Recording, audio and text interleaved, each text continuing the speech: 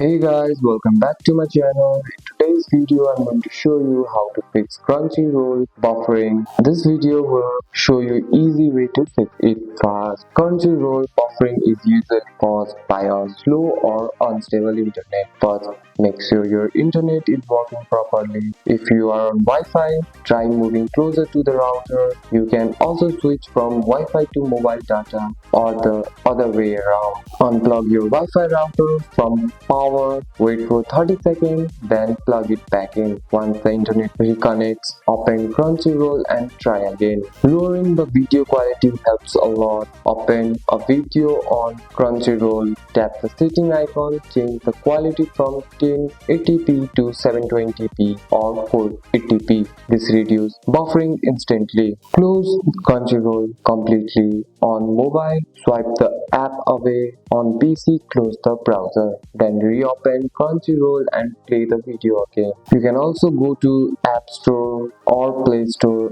and update Crunchyroll. If you are watching on browser, make sure your browser is updated too. An outdated app or browser can cause buffering. And that's it. That's all for today's video guys. If you found this video helpful, drop a like and subscribe for more videos. Thanks for watching. See you in next one.